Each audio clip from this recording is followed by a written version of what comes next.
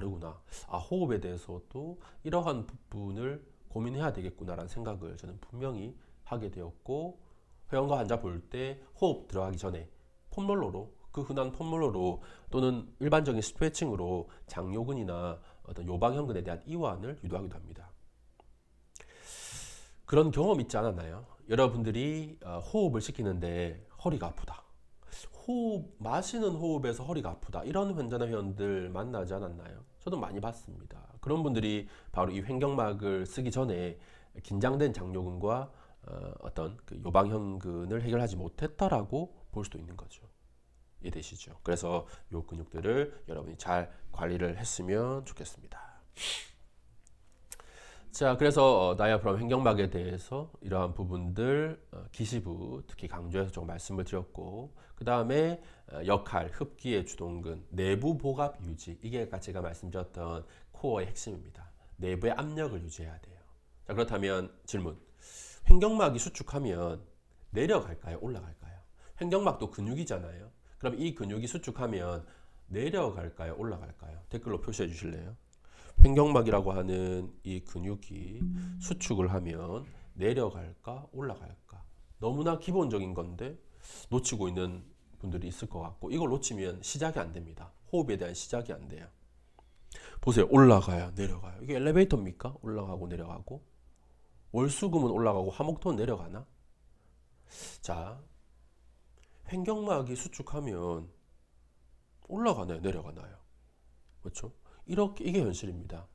똑같은 횡격막이라는 근육을 가지고 있고, 이 근육이 수축을 하는 것도 당연한데 왜 계속 올라가고 내려가고가 이렇게 다를까요? 맞죠? 자, 횡격막은 기억하세요. 하강합니다. 내려갑니다. 하강해요.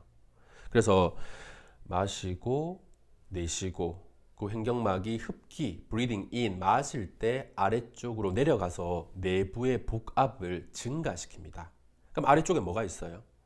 내부 장기가 있죠. 그러면 그 내부 장기가 압박되면서 앞쪽으로 밀려나가는 호흡, 뭐라고 하죠? 복식 호흡이라고 하죠. 이게 횡격막의 가장 기본적인 원리가 되는 겁니다. 그렇죠? 소리가 안 들리는 것은 선생님만 안 들리는 것 같아요.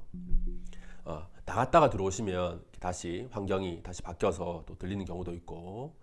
자, 어쨌든 여러분이 이 횡격막이 되게 중요한 사실, 수축하면 내려갑니다. 그래서 복식 호흡을 설명할 수 있어야 돼요. 공기가 배로 들어가서 배가 나오는 게 절대 아니라는 겁니다. 횡격막이 내려가서 밀어내면서 이 아래쪽의 압력이 높아지면서 배가 나오는 형태가 복식 호흡이고, 그걸 보고 횡격막을 수축했다라고 이야기할 수 있는 거예요. 그래서 횡격막의 수축이 어떤 위치로 이동하는지를 잘 기억하셔야지 체형도 이해할 수 있고, 나중에 나오는 조세핀 키의 타입도 골반 기저근과 함께 이해할 수 있을 겁니다. 오케이. 어쨌든 그래서 횡격막의 수축에 의해서 우리는 호흡을 하고, 그리고 이 호흡이 되게 중요하다라는 말을 강조해 드렸고, 그리고 아래쪽에 횡격막 자료 아래쪽에 바로 아시안 스파인 저널에서 말하는 FBSS라는 말을 같이 보겠습니다. 혹시 지금 강의를 들으시는 분 중에 FBSS가 무슨 증후군인지 아시는 분 있나요? FBSS, 요거 선물 드릴게요.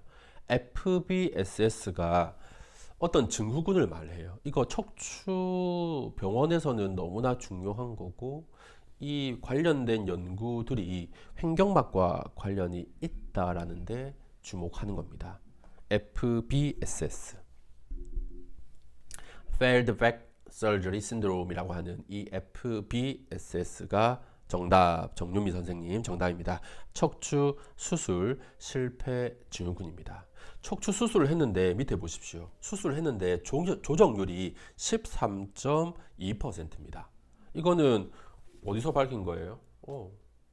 대한통증학회 건강보험공단에서 밝힌 겁니다. 수술을 하자라고 의사가 이야기했는데 보험공단에서 심사를 해보니까 10명 중에 1.3명은 거의 10케이스 중에 한 건은 안 해도 되는데 수술이 필요 없다라고 이야기하는 거예요. 수술이 과하다라는 단적인 예가 되고, 그리고 척추 수술의 만족도를 한번 보실래요? 척추 수술의 만족도 자체가 지금 높지 않아요. 지금 75%가 보통에서 불만족입니다. 너무 좋았다라고 하는 사람은 23%밖에 안 됩니다. 그래서 이 수술에 대해서 의사들조차 꼭 수술을 할 필요가 없다. 그리고 수술을 해도 무조건 좋아지지 않는다라는 게 또 학계의 반응이고 환자들의 회원들의 생각이기도 해요. 여러분이 보는 회원들도 이러한 수술을 꺼려하는 경우가 되게 많고, 그래서 운동 전문가를 찾아오는 경우가 되게 많잖아요. 그래서 FBSS 척추 수술 실패 증후군 검색 한번 해보시고 척추 수술 조정률이나 또는 수술의 만족도가 높지 않다라는 것도 이해하시면 좋을 것 같습니다. 그리고 이러한 FBSS에서 수술 실패를 하는 이유 중에 이 호흡 기능과 관련이 많다라는 것도 관심 있게 보시면 돼요. 호흡 기능과 관련이 많다. 특히 횡격막과 관련이 많다. 그래서 저도 그 10년 동안 척추 그 수술을 전문으로 하는 병원에서 근무를 했지만 수술한 환자가 흡연을 하면, 그러니까 담배를 태우거나 폐 기능이 안 좋으면 수술 실패율이 높아진다라고 문헌에 나오고, 그래서 수술하는 환자에게 흡연의 유무를 꼭 물어봤어요. 그리고 흡연이 수술에 영향을 미칠 수 있고 또 수술 전후에 담배를 태우면 안 된다라고 이야기했던 것도 병원에서 사실적인 이야기입니다. 그래서 이 호흡, 횡격막과 관련해서 여러분들이 잘 정리하시면 좋을 것 같아요.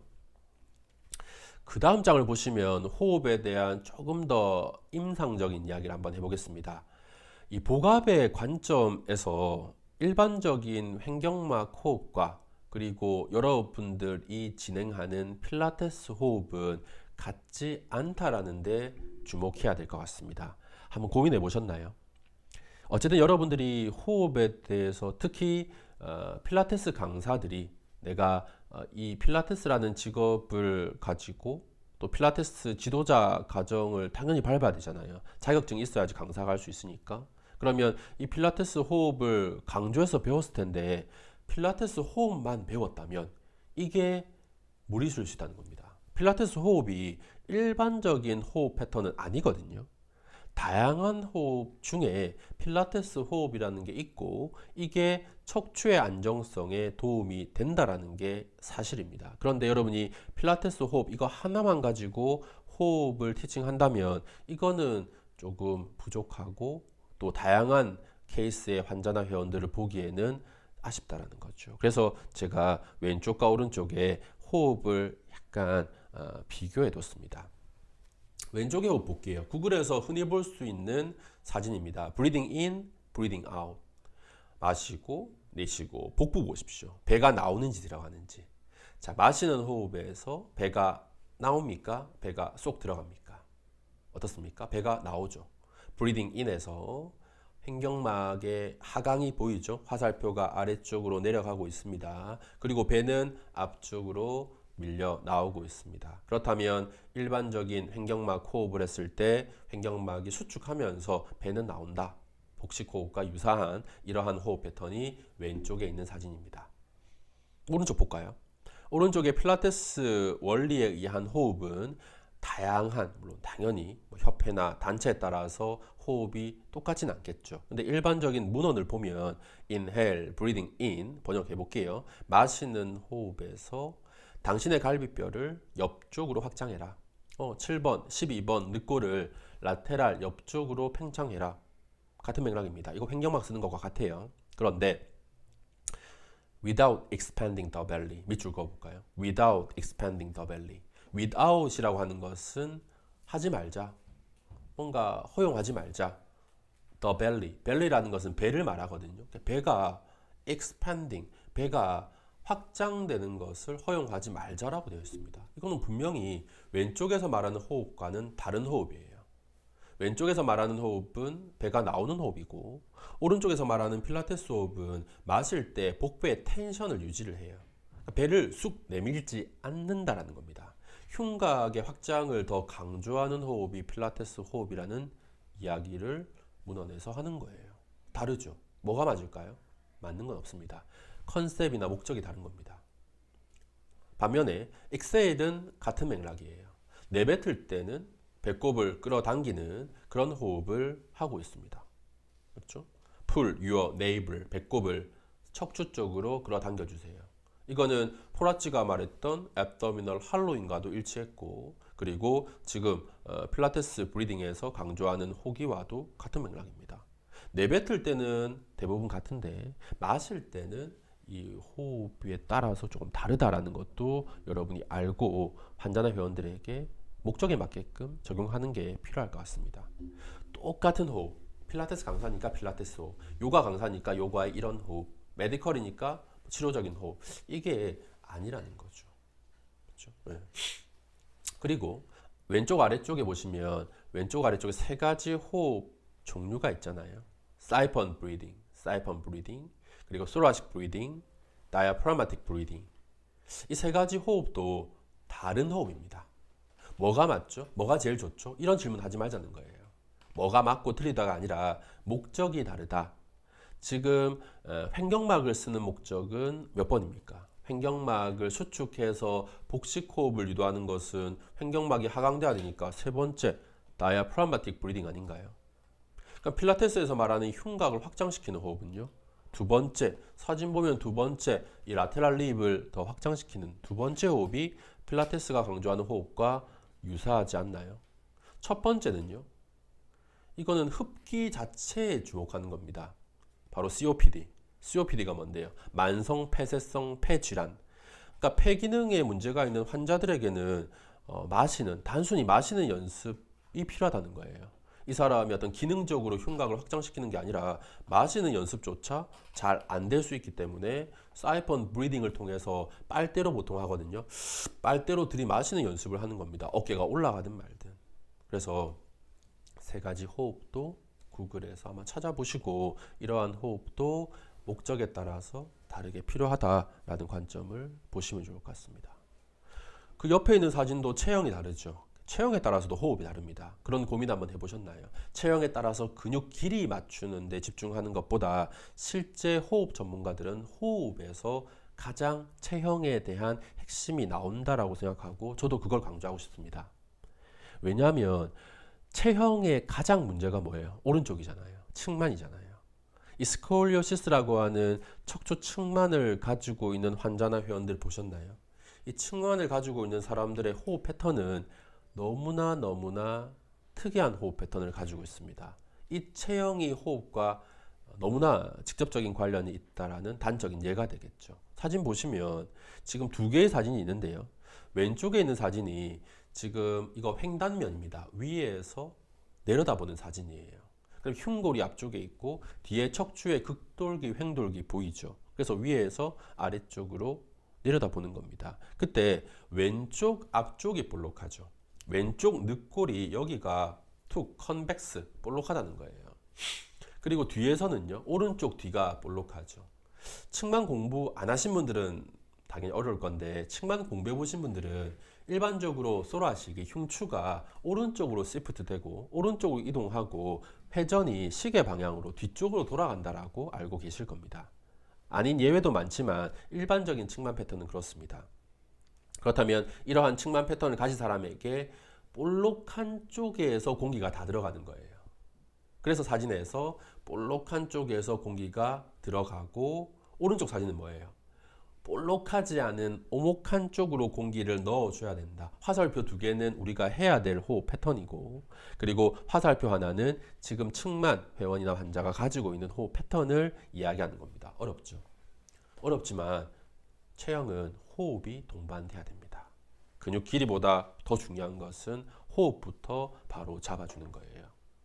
그래서 이 호흡과 체형, 호흡과 기능 이 부분에서 당연히 관심을 가져야 되고 여러분들이 필라테스 강사가 되게 많으니까 필라테스를 지도할 때 체형이 다르잖아요. 근데 똑같이 호흡은 필라테스 호흡을 한다? 말이 안 되죠. 이거는 호흡 관점에서 체형 관점에서 전혀 말이 안 되는 겁니다. 필라테스 저도 물리치료 공부를 마치고 두 개의 국내 국제 자격증 필라테스 강사들이 공부하는 자격 과정을 들었습니다. 들으면서도 늑골을 하강시키는 떠 있는 그 늑골을 잡아주는 호흡을 강조하지만 그게 체형에 따라서 독이 될 수 있다라는 생각도 분명히 하셨으면 좋겠습니다. 당연히 물론 그 호흡 패턴을 체형에 따라서 잘 적용하고 있는 분들도 많으시겠지만 높아심에서 말씀드린다면 이러한 체형에 따라서 호흡은 분명히 달라질 거고 그 호흡을 어떻게 적용시켜야 되는지도 여러분이 준비해서 수업에 들어가야 될 것 같습니다. 그래서 횡격막 해박적으로 어떤 부분에서 우리가 관심을 가져야 되는지 여러분이 잘 정리하셨으면 좋겠습니다. 자, 어떻습니까? 지금 여러분 잘 듣고 있나요? 뭘 한 번만 다시 설명해 주세요 라고 이야기합니까? 제가 너무나 많은 이야기를 했는데 그래서 질문은 우리 단톡방이 한 열흘 정도 살아 있습니다. 계속 운영이 되니까 거기에 오늘 수업에 대한 질문, 전체적인 두리뭉실한 질문 말고 구체적으로 콕 집어서 질문해 주시면 제가 콕 집어서 답변을 해 드리도록 하겠습니다. 그래서 이 내용들 여러분이 잘 한번 들어주시면 좋을 것 같고, 그리고 강의를 마치고 또 한 10분, 5분, 10분 정도는 지은 선생님이 이렇게 핸들링 하면서 마지막 남으신 분들까지 강의를 이렇게 듣도록 안내해 드리거든요. 그러면 그때 여러분이 앞쪽으로 쭉 넘겨서 다시 보기가 되니까 빨리 그 부분은 다시 보고 또 정리하셔도 좋을 것 같습니다. 맞는 말이죠. 그렇죠. 책 보고 이야기하는 것보다 저도 15년 차입니다. 15년 동안 많은 고민을 하고 또 이 자리에서 여러분 앞에서 제 생각을 이야기하는 거니까 여러분들도 뭐 제 말이 정답은 당연히 아니겠지만 그렇게 생각할 수도 있겠구나, 나랑 생각이 비슷한데 또 나랑 생각 좀 다른데, 이렇게 좀 열린 마음으로 들어주시면 더 좋을 것 같습니다. 자, 두 번째 근육은 TRA라는 Transverse Abdominis라고 하는 복행근입니다. 너무나 강조하죠. 특히 메디컬 파트에서 복행근이 중요하대, 복직근보다 복행근이 중요하다라는 말을 많이 강조할 겁니다. 사진 보시면 자료에서 그래서 복행근과 복직근을 같이 비교해서 보시라는 겁니다. 복행근과 복직근은 일단 해부학적으로 다른 게, 복직근은 앞에만 있어요. 복직근은 치골에서 시작하고 흉골에서 끝나는 앞쪽을 잡아주는 근육이 복직근입니다. 그런데 복행근은 기시부 보세요. 갈비뼈, ASIS, 서해부인대, 장골릉, 뒤쪽에 등, 허리 쪽 근막, 이거 척추를 둘러싸고 있다라고 해도 과언이 아닙니다. 복행근은 기시부가 척추를 둘러싸고 마치 뭐처럼? 코르셋처럼 둘러싸고 있습니다. 그래서 이 복행근이 코르셋 근육이라고도 많이 이야기를 하는 것도 기시부만 봐도 잘 알 수가 있죠. 그리고 이 근육은 앞쪽과 뒤쪽, 옆쪽에서 코 액티베이션 이해되시나요? 코 컨트롤 이해되시죠? 전체적으로 같이 수축을 해야 되기 때문에 이 근육은 중립골반에서 척추의 정렬이 좋은 상태에서 활성화가 잘 될 수밖에 없습니다.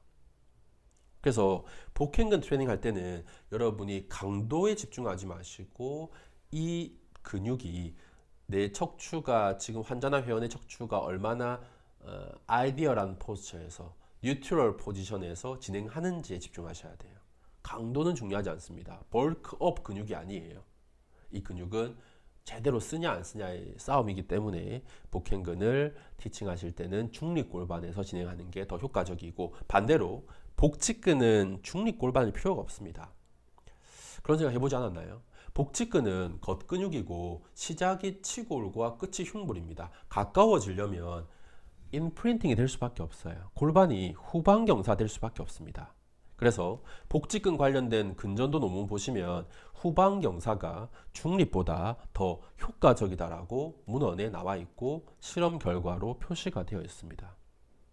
그래서 복직근은 중립보다 약간의 후방경사에서 진행하시고, 복행근은 최대한 중립 환경에서 진행하는 게 약간 메디컬에서 강조하는 컨셉입니다.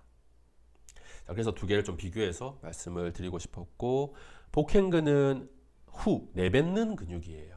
그래서 여러분들 수업하실 때 복부 운동할 때 마십니까 내뱉습니까? 보통 내뱉을걸요.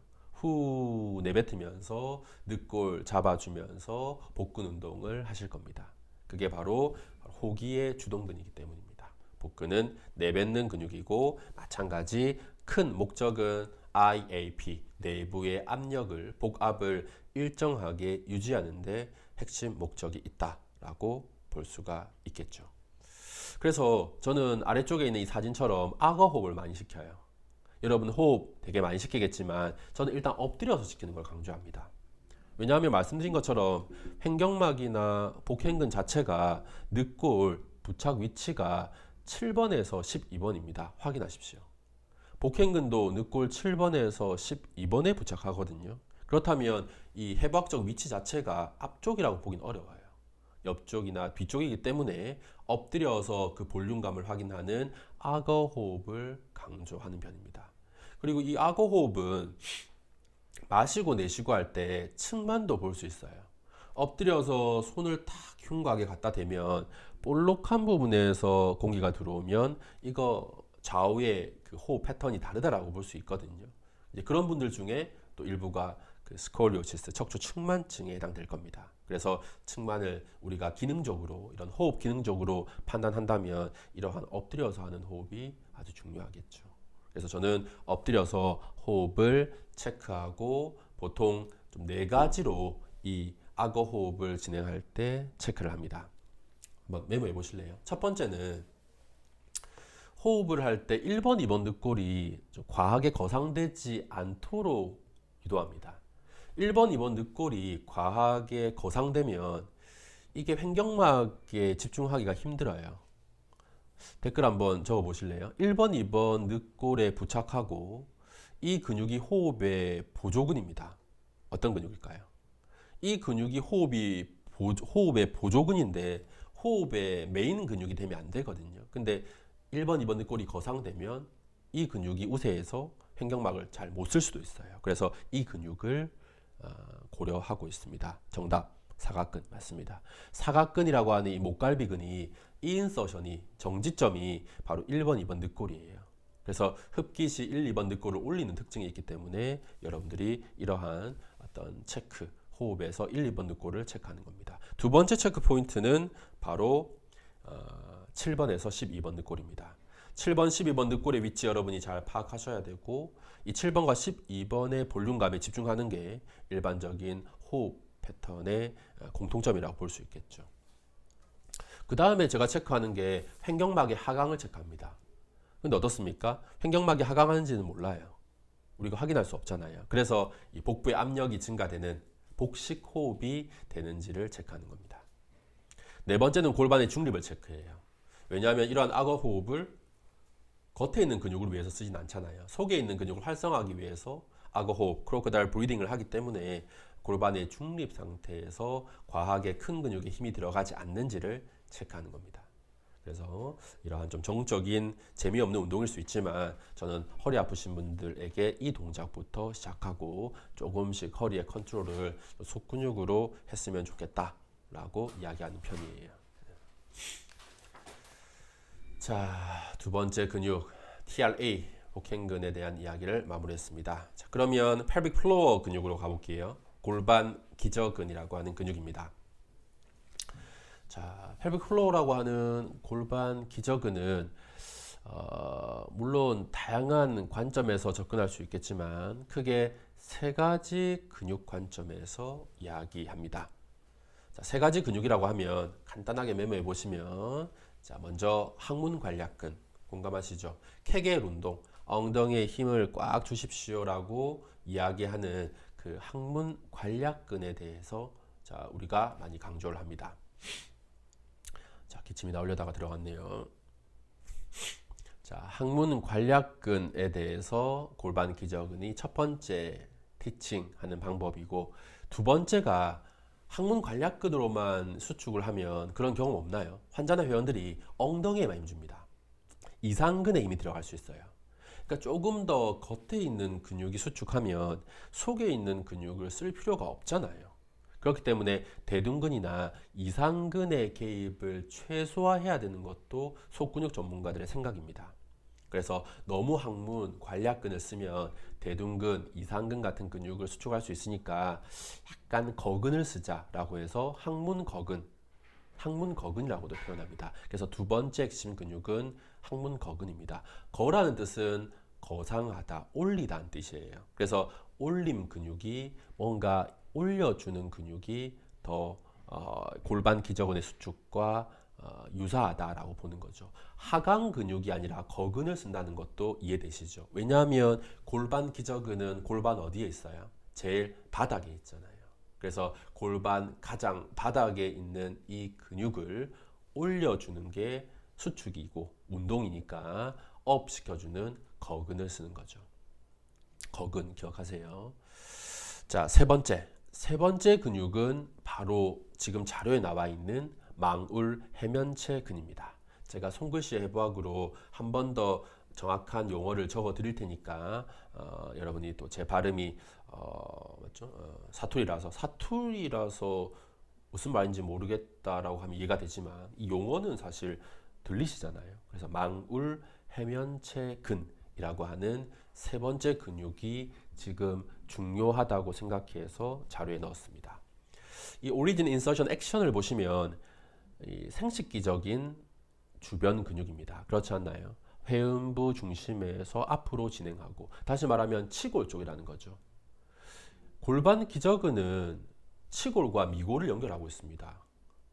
치골과 콕시스 미골을 연결하고 항문 관략근은 미골 쪽이고요. 지금 이 망울 해면체근은 치골 쪽이에요. 생식기가 치골 앞쪽에 있는 딱딱한 뼈가 치골이기 때문에. 그래서 망울 해면체근을 우리가 아주 활성화시키는 게 어렵고, 그리고 좀 세련된 방법으로 활성화시키지 못한다라는 것도 사실입니다. 그래서 이 망울 해면체근이 생식기 주변의 근육이고, 좀 전에 말씀드렸던 두 번째 근육인 거근과 관련해서 보시면 보통 이렇게 큐잉을 많이 해요. 골반 기저근의 가장 유명한 학자 중에 다이앤 리라고 하는 학자가 있습니다. 다이앤 리라고 하는 물리치료사는 본인이 초음파로 골반 기저근을 연구했을 때, 실험했을 때 어떻게 이야기하냐면, 여성들 같은 경우는, 여성들 실험자들에게는 자, 이미지 큐잉을 골반 기저근 써야 되니까 탐폰을 끌어올린다는 느낌으로 큐잉을 합니다. 탐폰이라는 것은 질내 삽입형 생리대입니다. 그 삽입형 생리대를 약간 끌어올리는 느낌으로 큐잉했을 때 그 실험자가 골반 기저근을 잘 썼다라고 문헌에 밝히고 있습니다. 아주 디테일하죠. 그리고 남자분은 여성분들과 생식기의 구조가 다르잖아요. 뭔가 질내 삽입하는 구조가 아니라 외부에 있는 생식기이기 때문에 고환이나 성기에 대한 어떤 수축 또는 움직임으로 큐잉을 해요. 그게 바로 고환거근입니다. 고환을 들어 올리는 근육, 그리고 지금 이 자료에서도 발기를 돕거나 성기를 올리는 근육이라고 이야기를 하는 거예요. 그래서 남자분들도 그러한 큐잉을 써야 되는데 쉽지 않잖아요. 남자분들에게 여러분들 필라테스 배우러 남자 회원이 왔어요. 나 필라테스가 좋다고 해서 배우러 왔습니다라고 하는데, 골반 기저근이 또 중요하니까 여러분들은 그 회원에게 자, 마시면서 고환 업, 내쉬면서 고환 다운 할 수 있겠습니까? 못할 것 같은데요. 만약 했다 하더라도 그 회원님은 얼마나 당황스럽겠습니까? 그래서 여러분들이 조금 더 이 망울 해면체근이나 거근과 관련해서 조금 더 세련된 효과적인 큐잉을 할 수밖에 없어요. 맞죠?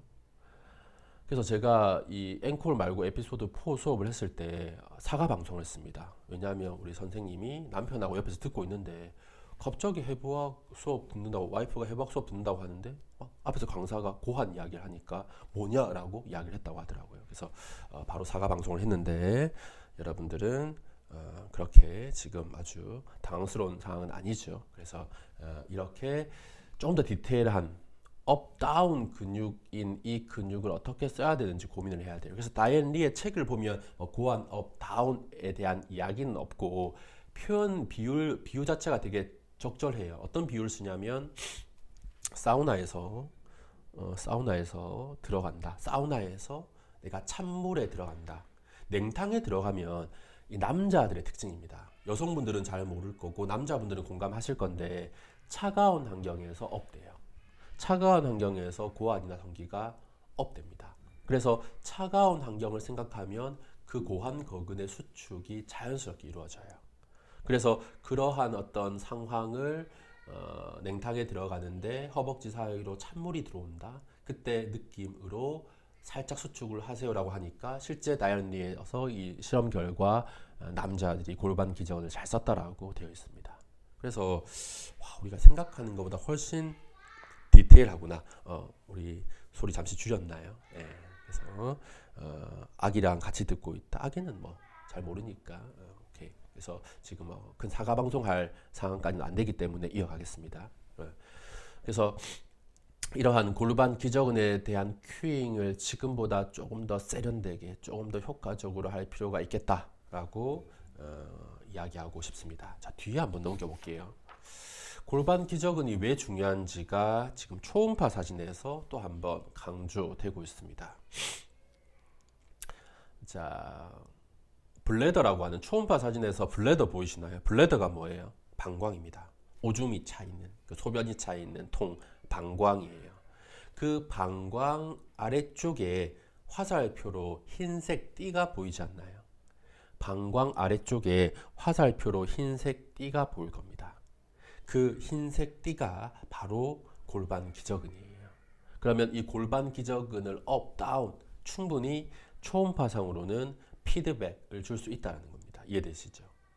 자, 그렇다면 오른쪽에 A, B 한번 보세요.